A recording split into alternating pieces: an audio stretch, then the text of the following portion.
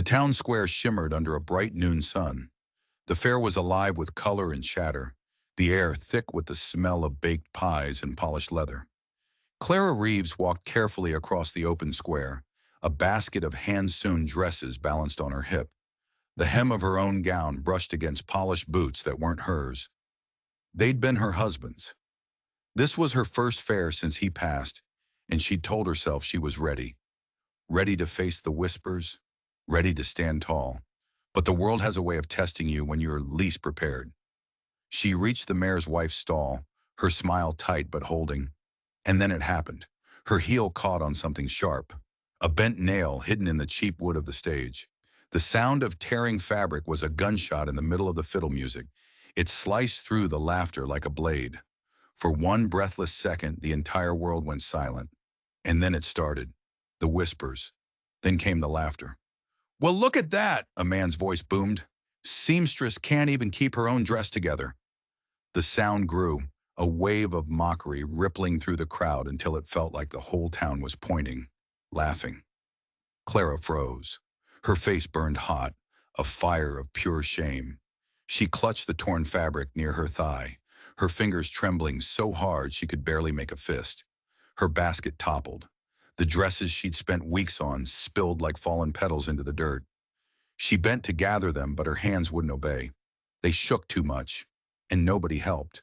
Not the women she'd sewn for, not the men she greeted every Sunday. They just stared, some with mocking grins, some with pity, which was somehow worse. Her breath caught in her throat, shame tightening around her chest like a corset. She just wanted to disappear. She wanted the ground to swallow her whole. And then, from somewhere beyond the circle of jeering faces, a voice spoke. It was steady, low, and kind. "Ma'am." That one word silenced them faster than a crack of thunder. The crowd parted like the Red Sea as Elias Boone stepped forward. He was tall, broad-shouldered, his shirt open at the collar, and sleeves rolled high on his forearms, showing the faint sheen of a hard day's work. His face carried the quiet strength of a man who knew what cruelty cost and who wasn't afraid to stand against it. He didn't look at the torn dress. He didn't look at the spilled dresses in the dirt. He looked right into her eyes. And in that moment, she felt seen. Not as a joke, not as a pathetic widow, just as a person. Without a single word, he shrugged off his heavy wool coat. He draped it around her shoulders.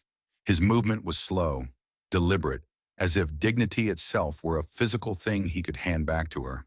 The fabric was warm and smelled faintly of cedar and sun. "Dignity is still he said quietly, his voice just for her. The laughter died completely. You could have heard a pin drop. One of the men near the stall coughed and turned away, suddenly fascinated by the sky. Another one muttered something under his breath and just vanished into the crowd. Clara stood there stunned, clutching the coat closed with both hands. You don't have to," she stammered, her voice trembling. "I know," he said, and that was all he said. He knelt down, his movements unhurried. He picked up the scattered dresses one by one. He dusted them gently, folded them with a care she hadn't seen from anyone but herself, and placed them back in her basket. His hands were work-worn and steady. When he rose, he met her gaze again. "Walk with me?" he asked. She hesitated for only a second, then nodded. The crowd moved aside as they crossed the square together, her head held just high enough to show she wasn't broken. A child watching nearby whispered, "Mama, why'd that man give her his coat?" The woman replied softly, so softly Clara almost didn't hear it, "Because some men still remember how to be decent." When they reached her wagon, Clara turned to him, the heavy coat still a warm shield around her. "I'll have it washed and returned tomorrow," she said, her voice small but steady now. Elias just nodded once, his eyes kind. "No hurry, it's doing its job." He tipped his hat, turned, and walked away through the golden light. He left her with the faint scent of cedar, a half-healed heart, and a shocking realization. Kindness, when you see it in broad daylight, can quiet even the cruelest laughter. But as she watched him go, she noticed him pause. He glanced back not at her, but at the stage where she'd fallen. His eyes narrowed for just a second, a flicker of something that wasn't kindness. It was suspicion, and then he was gone, leaving her to wonder what he'd truly seen. By morning the fair was gone, but the memory of the laughter lingered like smoke in the air. Clara could hear it in the polite silence when she passed a neighbor on the street. She could see it in the long stares from women who only smiled after she looked away. The town had moved on, but it hadn't forgotten, and neither had she. The coat still hung over her chair, heavy and warm, its folds smelling of cedar and sun. She'd tried to fold it, to put it away, but something stopped her. It wasn't just a coat anymore. It was proof. Proof that someone, somewhere, had stood up when everyone else had stepped back and laughed. She touched the rough edge of the fabric as she poured water into a basin. The cold splash broke her thoughts, but the feeling remained. She had work to do, repairs to make, orders to fill. But her hands moved slower than usual. Every single stitch reminded her of the sound of tearing fabric, of that sharp public humiliation she couldn't quite shake. The memory of Elias's look back at the stage also picked at her mind. What had he been looking at so intently? It was just a bent nail, wasn't it? By afternoon the sky grew pale with heat. The sound of hooves broke the stillness of the day. She stepped to the door, expecting the milk wagon. But it was him, Elias Boone. Reins slack in his hand, eyes steady, dismounting before she could even find the words to greet him. He looked just the same as before, simple shirt, sleeves rolled, the kind of man who carried calm like a second skin. "You left this behind," she said, holding out the coat. "Didn't leave it," he answered, his voice low. "Just lent it." "You have a strange way of lending things," she said, a small smile touching her lips despite herself. "Maybe," he said, "but it fits you better than it ever fit me." She wanted to argue, to say it wasn't hers to wear, but the words wouldn't come. Instead, she just folded it carefully and handed it back to him. "I washed it," she said. "It's cleaner now." "Didn't need to be clean," he said quietly, his eyes holding hers. "It needed to do its job." She opened her mouth to thank him, really thank him, but the word caught in her throat. He didn't seem to notice. His gaze drifted past her, to the small table where unfinished dresses lay waiting. "You do all that alone?" he asked. "Always have," she said. "Ain't it heavy?" he asked, his voice softer than she expected.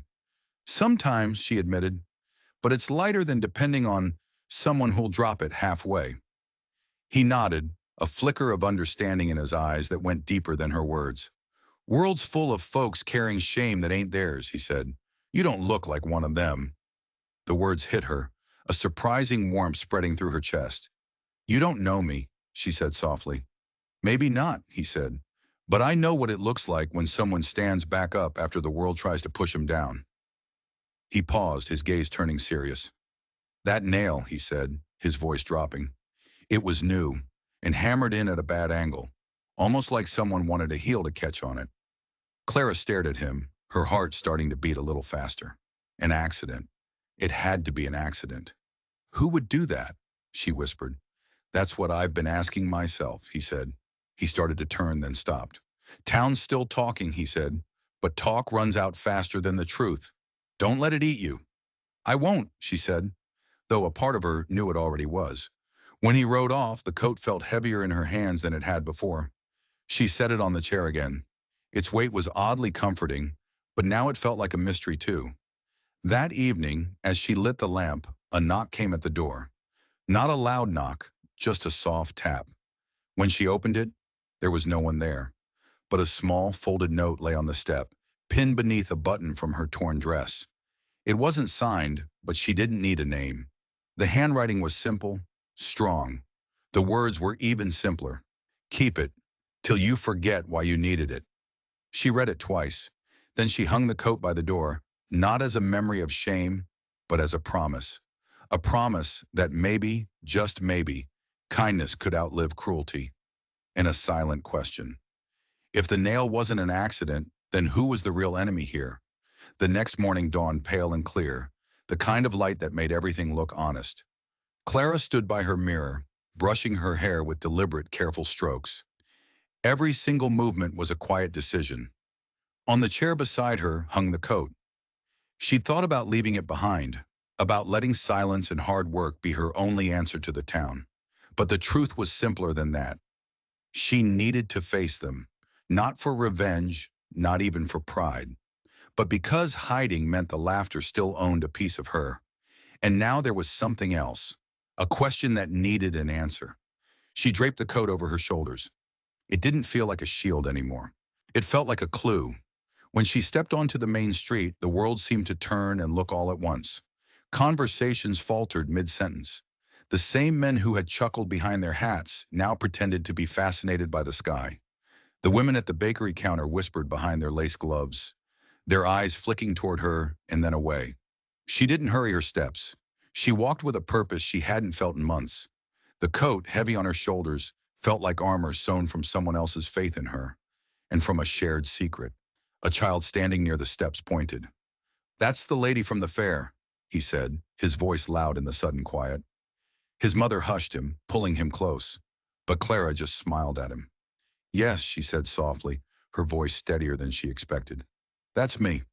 She kept walking, past the blacksmith, past the feed store, straight to the tailor's shop, the one place she'd been avoiding the most. Mr. Harper, the owner, glanced up as she entered. Surprise flickered across his face before he could hide it. "Mrs. Reeves," he said cautiously, "didn't think we'd see you so soon." "Needed thread," she said simply, setting her basket on the counter. "Same kind you sold me last week. The strong one." He hesitated for a moment, then handed it over. "You? Holding up?" he asked, his eyes not quite meeting hers. She looked him straight in the eye. "Better than my dress did that day," she said. He chuckled, a nervous, uncertain sound. He didn't know if she was joking. When she turned to leave, a voice outside stopped her. "Mrs. Reeves." It was the mayor's wife, the same woman whose orders she'd been delivering when the whole nightmare started. She looked awkward, clutching a parasol like a shield. "About the fair," she began, her voice a little too high. "I meant to thank you for your work. The dress was beautiful." "It tore," Clara said flatly. "Only because the stage wasn't finished properly," the woman replied quickly, her eyes darting away, looking anywhere but at Clara. "My husband said he'd have that nail fixed." Clara just nodded once. "Good." The woman hesitated, then added, "You've handled this admirably." "Didn't have much choice," Clara said. "Oh, there's always a choice," the woman murmured, but her tone carried more regret than advice. As the mayor's wife hurried away, Clara noticed something. A tiny, almost invisible splinter of fresh pine stuck to the lace on the woman's glove. The same kind of wood the new stage had been built from. Clara stepped back into the sunlight, her basket full, her head unbowed. At the edge of the square, a familiar figure stood by the hitching post. Elias Boone. He was watching quietly, one hand resting on his horse's flank. "You came back," he said as she approached. "Didn't know I left," she answered. His smile was small but certain. "Town's quieter today," he said. "You did that." "Maybe the coat did," she said, touching the sleeve.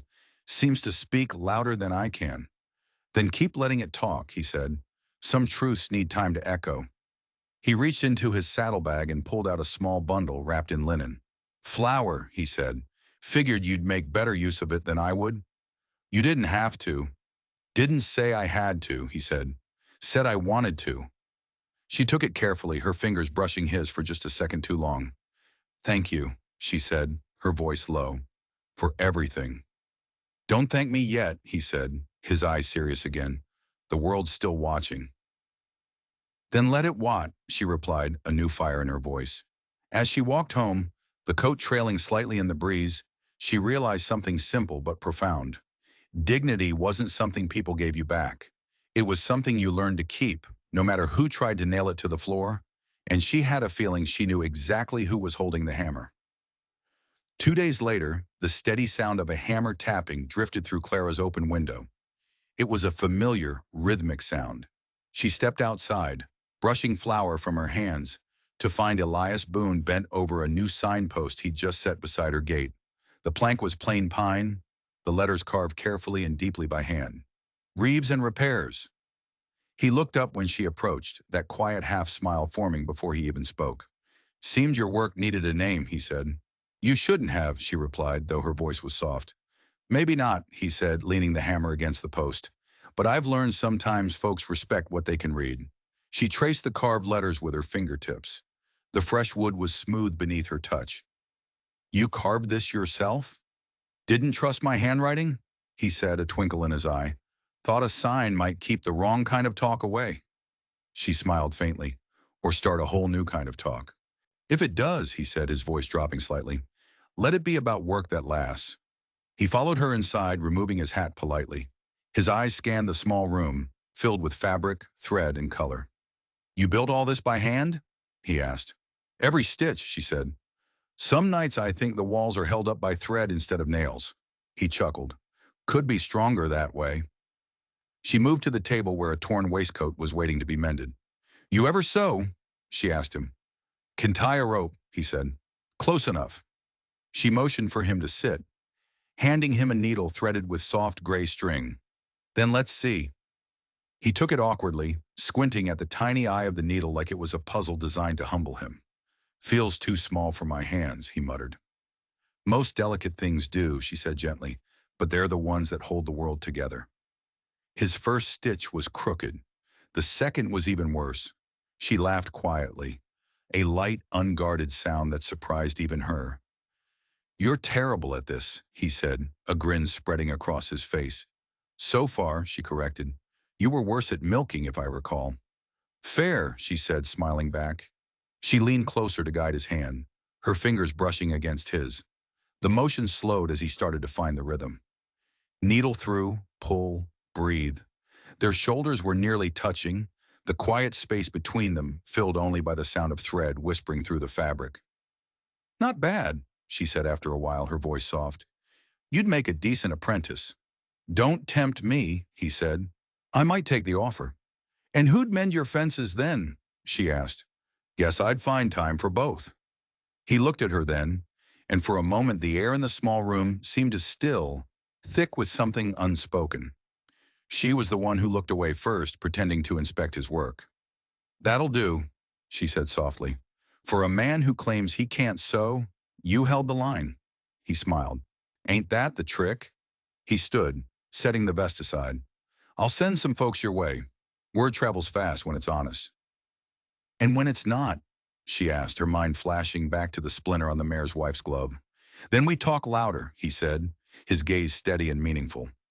He tipped his hat and started for the door, then turned back. You keep that coat by the door? Every day, she said. Still does its job. Good, he said, his voice like quiet thunder. Means the world's learning. She watched him leave, the new sign outside catching the afternoon light. For the first time in months, the future didn't feel like a distant, terrifying place. It felt like something she could sew, one careful, deliberate stitch at a time. And she was beginning to realize she wasn't just repairing clothes anymore. She was repairing a town's broken sense of decency, and she had a partner. By the next week, the rhythm of the town had shifted. Where once eyes had followed Clara with smirks and suspicion, now they lingered with a kind of quiet, grudging respect. Her new sign gleamed in the morning sun, simple and proud. The bell on her shop door rang more often. Women brought in torn hems they would have thrown away before. Men asked her to patch their work shirts, and a few even left payment without her having to ask. It seemed Elias was right. Honest work was starting to speak for itself. But in a town where gossip had thrived for so long, peace was a fragile thing. All it took was one cruel voice to remind her of that. It happened at the mercantile. Clara stood at the counter, trading a finished apron for a bolt of cotton, when she heard it. Two women whispering near the spice shelf. Their voices were low but sharp enough to cut through the noise of the store. She's done well for a widow, one of them said. Too well, maybe, the other replied, her tone dripping with insinuation. You think she'd be sewing that fast if that rancher weren't paying her in something other than coin? The words hit Clara like a physical slap. Her heart started pounding in her chest. Every memory of the fair came flooding back. The laughter, the shame, the sound of tearing fabric she had tried so hard to forget. She turned slowly. The women saw her watching, but they didn't stop. One of them even smiled, a sweet, poisonous smile. Morning, Mrs. Reeves, she said lightly, as if they'd been discussing the weather.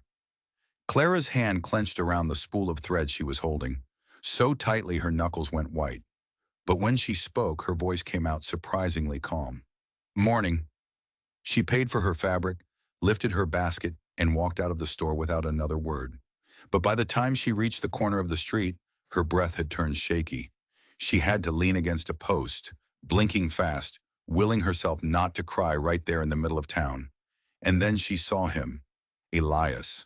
He was crossing the street with a coil of rope slung over his shoulder, dust on his boots, and that same unhurried stride that seemed to make the world a less cruel place just by being in it. He saw her face before she could hide it. "You all right?" he asked, his voice low and concerned. "They're talking again," she said quietly, her voice thick. "Can't seem to help themselves." "They will," he said, "when they have got nothing left to invent." "I thought I'd stop caring," she whispered. "I guess I was wrong." He set the heavy rope down on the boardwalk and stepped closer, lowering his voice so only she could hear. "You ever see a torn thread, Clara?" "Plenty," she said, confused. "What do you do with it?" he asked. "You cut it off. You tie on another one. You keep sewing." "Then do that," he said, his eyes intense. "You can't keep what's already unraveled." She stared at him for a long moment, then nodded slowly. "You make it sound easy." "Ain't easy," he said. "It's just right." He picked up her basket, carrying it for her as they walked down the street together. The weight of the silence around them felt gentler now. People looked, but there was something in his presence, steady, unashamed, that made their gazes drop. When they reached her shop, he set the basket down on the table inside. "Don't let them shrink you," he said. "They'll try. Every time you stand taller, someone's bound to trip on their own envy." She managed a faint smile. "You've always got a sermon ready, don't you?" "Just the ones I need to hear myself," he said, his eyes softening. "If you ever forget who you are, you read that sign out front. I carved it deep so time wouldn't wear it down." "And what about you?" she asked softly. "Who carves yours?" He paused, his gaze drifting to the coat hanging by the door. "You do," he said quietly. "Every time you stand back up." She had to look away, pretending to straighten the fabric on her table. But the corners of her eyes betrayed her. "I guess we're both still learning," she said. "Best kind of lesson," he replied, tipping his hat as he left. When the door closed behind him, Clara went outside and touched the carved letters of her sign again. She thought about the torn thread. But Elias was wrong about one thing. You didn't just cut it off. Sometimes you had to pull on it, just to see what else would unravel. And she had a feeling a whole tapestry of lies was about to come apart. By the week's end, the sky had changed. Clouds gathered low over the valley, rolling in from the mountains like a slow gray tide. The wind began before dawn, a low moan that tugged at the shutters of Clara's small shop and carried the smell of rain and pine through every crack. She moved quickly, pulling her bolts of fabric from the windows, tying the curtains tight against the coming storm. But the storm came faster than she expected. The first thunderclap shook the window panes in their frames. By afternoon, the path to town had turned to thick mud, and the creek near her fence was swelling high and restless against its banks. She had just finished stacking the last of her sewing away from the drafty door when she heard it, the sound of hooves muffled by the rain, but steady, coming closer. For a heartbeat, she thought it was just her mind playing tricks, the wind sounding like a horse. Then came the knock. Two firm raps on the door, steady and certain. She pulled the door open to find Elias Boone standing there, soaked completely through. Rain dripped from the brim of his hat, his hair was dark with it, and his shirt was plastered to his broad shoulders. And yet, he looked just as calm as he had that first day at the fair. "Thought I'd make sure your roof was holding," he said simply. "It's holding," she said, stepping aside to let him in. "Barely." He ducked inside, water puddling at his boots on her clean floor. "Wind took a tree down across my road," he said, shaking the water from his hat. "Figured I'd wait it out here, if it's no trouble." "You're welcome," she said, handing him a dry towel. He took it, his work-roughened fingers brushing against hers, and for a long moment, neither of them spoke. The lamp on the table flickered as a gust of wind pressed against the walls of the small house. "Ain't much light left," he said quietly, his eyes on the sputtering flame. "Then we'll share what's left," she answered. He smiled faintly, pulling a chair closer to the small iron stove. You always talk like that. Like what? She asked. Like every sentence means more than it says. Only when it needs to, she replied. He chuckled softly, a low, warm sound that seemed to push back against the storm. She poured coffee into 2 tin cups and handed one to him. He took a sip. Tastes like courage, he said. Or burnt beans, she replied, a real smile reaching her eyes. The wind howled outside, rattling the window frame like an angry fist. You scared of storms? He asked. Used to be, she said, her gaze lost in the fire. Now I think they just tell the truth louder than we do. He looked at her then. Really looked, the lamplight catching the calm strength in her eyes. You ever get tired of holding strong? He asked, his voice dropping. Sometime, she admitted, but it's the only way I know how to stay upright. You ain't the only one, he said. His voice carried something different now. Not pity, but a deep, shared honesty, as if the storm had stripped away whatever distance they'd kept between them. She saw the lines in his face soften in the firelight. You ever lose someone? She asked softly. Everyone loses someone, he said, his voice rough. But I lost the kind I didn't think I could live without. Your wife? She whispered. He nodded once, his eyes dark. Long time ago. Been building fences ever since. Like that would keep the ache out. It doesn't, she said quietly. No, he agreed, but it keeps the wind off. So another clap of thunder shook the small house to its foundations. Without thinking, she reached out, her hand finding his across the small space between them. Then maybe it's time someone built one for you, she said. He looked at her, rain still glistening on his jaw, his eyes steady but vulnerable for the first time. Guess that's what I came here for, he said softly. They sat like that for a long time, until the fire in the stove burned down to embers, and the storm outside softened into a steady, quiet rain. And when he finally leaned back in the chair, exhausted and calm, she took the coat from the peg by the door, the same coat he'd once given her. She draped it over him. Its weight was no longer a borrowed kindness. It was a shared story, a silent promise against the storms of the world. When morning came, the storm had spent itself. The air was washed clean, the sky a pale, fragile silver that made every leaf and fence post shine as if it had been forgiven. Clara stepped outside barefoot, the damp ground cool beneath her feet. Behind her, Elias stood in the doorway, hat in hand, his voice roughened by sleep but as gentle as ever. Roof held fine, he said. Told you it would, she replied, not looking back. He smiled, that slow, quiet curve of his lips that never needed words to finish it. The world felt different, not just lighter, but more honest. For the first time since the fair, she wasn't afraid of being seen. They walked together toward the fence line, the air still thick with the scent of wet pine. In the distance, smoke was rising from the chimneys in town, and the faint sound of wagon wheels echoed through the valley. They'll talk, she said. It wasn't a fear anymore, just a fact. They already do, he answered. But today they'll be talking about the woman who kept her roof when half the towns leaked. She laughed softly. You always know what to say. Just learn to stop saying the wrong thing, he said, his eyes glinting with a light she hadn't seen before. She glanced toward the horizon, where the sun was breaking through the clouds in thin golden lines. It's strange, she murmured. I used to think storms came to tear things apart. Now I think they just show you what was built strong enough to stay. He looked at her for a long moment, a look that held more gratitude than words could ever carry. You built something strong here, Clara. Even the weather knows better than to try and take it.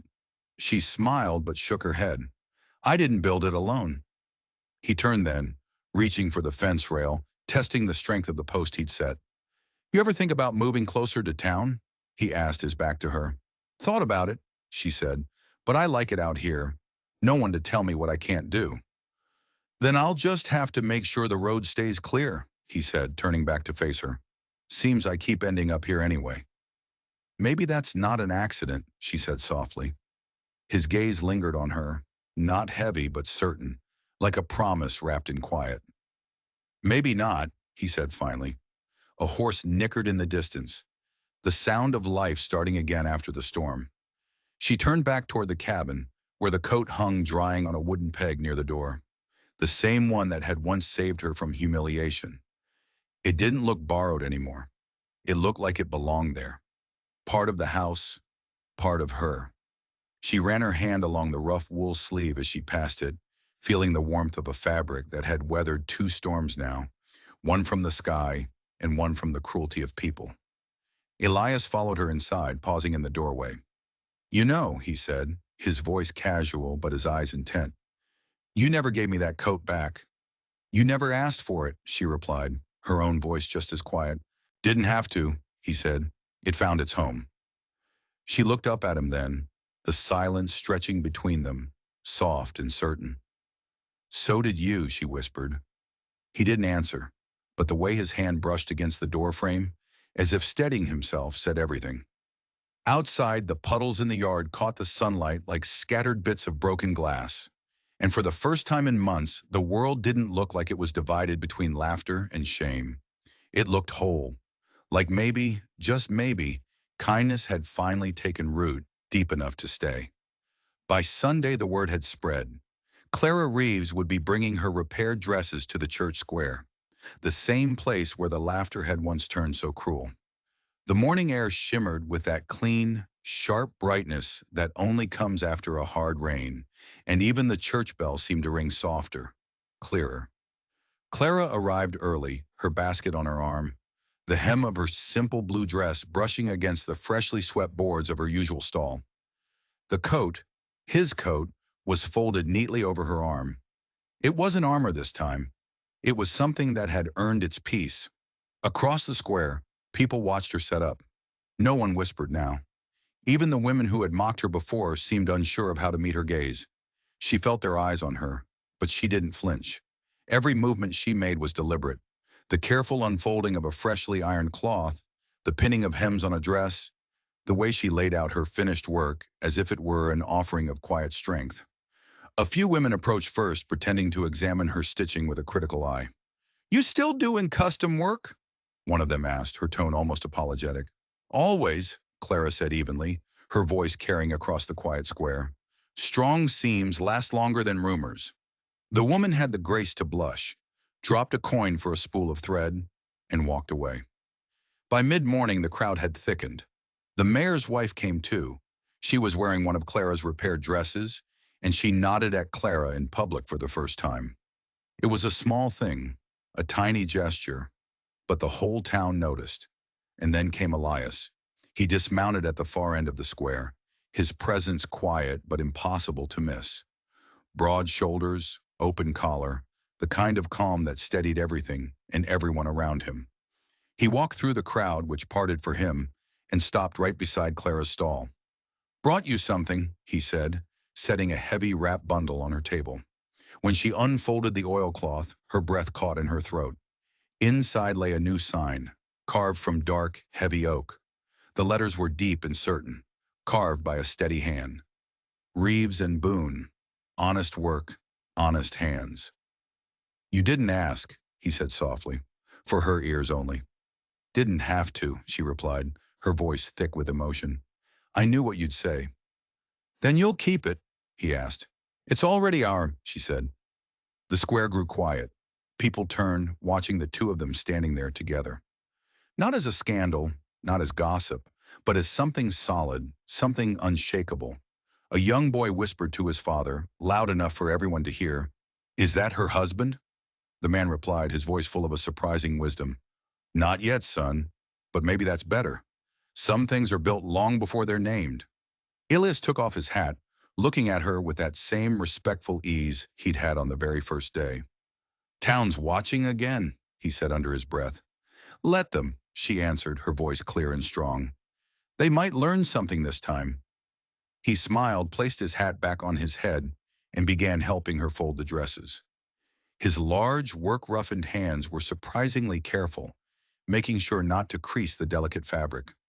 "You think they'll ever stop talking?" she asked quietly. "When they find better stories to tell," he said. "Till then, we give them one worth remembering." She laughed, a quiet, happy sound, and the sunlight caught the corners of her hair. A little girl ran up and tugged on her sleeve.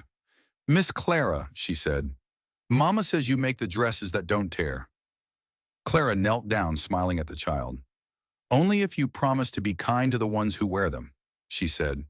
"I will," the child said solemnly, and then she ran back to her mother.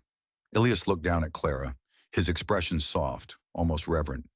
"You fix more than just dresses here," he said, his voice low. "You fixed something in these folks they didn't even know was broken." She met his eyes, her heart full and steady now. "Maybe that's what the coat was meant for all along," she said. "Not to hide me, just to remind them." He nodded, his voice like a quiet promise. Then it did its job. And as the sun climbed higher in the sky, the new sign behind them caught the light. Two names carved side by side, both built from the same simple truth. Some things, once they've been sewn together right, just can't be torn apart. That evening, long after the square had emptied and the last wagon wheels had faded down the dusty road, Clara found herself sitting on her porch steps. The new sign gleamed faintly in the lamplight spilling from the doorway. The coat rested across her lap, its fabric soft from use, the stitches along its lining worn but unbroken. She traced them with her fingers, wondering for the first time who had sewn them. When she heard Elias's footsteps approaching on the wooden porch, she didn't turn. She just said, "You never told me where it came from."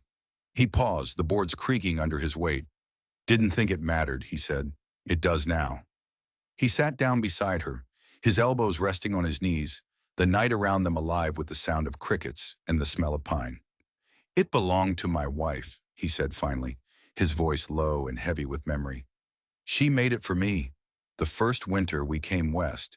Said a man should have something warm enough to face the cold, and kind enough to share if he found someone who needed it more." Clara's breath caught in her throat. "And you shared it with me." He nodded slowly, his gaze fixed on the dark horizon. "When she passed, I put it away. Couldn't stand to look at it. Felt like I was wearing a ghost." "But you gave it to me," she whispered, the weight of the gesture settling over her. "You weren't the first person I wanted to give it to," he said, his voice steady but raw with old pain. "But you were the first one who needed it the way she meant it to be used." The words sat between them like a glowing ember, quiet but intensely alive. "So it wasn't just a coat," she said softly. "No," he said. "It was her way of reminding me that decency doesn't die just because someone you love does." She looked down at the fabric again, at the seams she had unknowingly reinforced, the places where his wife's thread met hers. "Then maybe she's still doing her work," Clara said. "Maybe she always was." He smiled faintly, a tired but genuine thing. "Reckon she'd have liked you," he said. "You both have the same way of looking at the world, like it's breakable, but still worth fixing." "Maybe that's why it keeps coming to me torn," Clara said, a soft laugh escaping through her breath. He reached over then, his rough fingers brushing against hers, careful and warm. "You ever wonder why I was at that fair?" he asked. "I figured you just needed something to fix," she said. "Maybe I did," he admitted. "But it wasn't a fence or a broken tool. It was something in me that had been quiet for too long. Watching you that day, standing there, not running, not hiding. It felt like seeing courage again for the first time since she left." She looked at him, her eyes bright in the lamplight. "And now?" "Now," he said, his voice dropping to a near whisper, "I think courage looks like you, wearing that coat and still choosing to smile." The porch went still, the kind of stillness that carries no awkwardness, only a deep and profound understanding. "Maybe it's time you took it back," she said, folding it carefully and holding it out to him. He shook his head. "It found its place, and so did I." She hesitated, then pressed it against his chest anyway, just for a moment. "Then we'll share it," she said. He met her gaze, a rare, bright light in his eyes. "That sounds fair." The night deepened around them, soft and blue, the lamp between them flickering as if it understood. And above them, the stars began to appear, quiet witnesses to a promise that needed no words. Kindness, once given honestly, never really belongs to just one person again. The morning came soft and golden, the kind of light that turned ordinary moments into something that felt like a memory even before it was over. Clara woke early to the smell of bread rising from the oven and the faint creak of the porch as Elias moved outside, checking the fence he'd mended the night before. Everything around her now carried the quiet, steady rhythm of belonging. The kettle's hum on the stove, the curtains breathing in the morning breeze, the way the new sign caught the first rays of sunlight like a promise carved in oak. She stepped out onto the porch, wiping her hands on her apron, and saw the coat hanging on the rail where he'd left it. It swayed gently in the breeze, its dark fabric glowing amber in the light. She smiled, touching it as she passed, remembering every moment it had witnessed. The cruel laughter that broke her, the quiet silence that healed her, the raging storm that had bound them together. Elias turned when he heard her. "Smells like home," he said, his voice easy and warm. "You say that every morning," she teased. "And I mean it every morning," he replied, his own smile reaching his eyes. He leaned against the porch post, his hat tipped low, the sunlight glancing off his jaw. "Town's been quiet lately," he said. "Feels strange." "Maybe peace always feels strange at first," she said. He nodded thoughtfully. "Some folks came by yesterday. Wanted to know if you'd take on apprentices." She laughed. "I'm still learning myself." "That's why you'd be good at it," he said seriously. "You remember what it costs." She looked out at the fields, the horizon stretching out endless and forgiving. "Maybe that's the point," she said softly, "to teach them what kindness can build when no one is looking." A comfortable, deep pause settled between them. Then he said, "You ever think about what comes next?" She met his eyes, the morning reflected there, like the start of something steady and true. "I used to think next meant starting over. Now I think it just means keeping on." He smiled at that, a slow and certain smile. "Then let's keep on."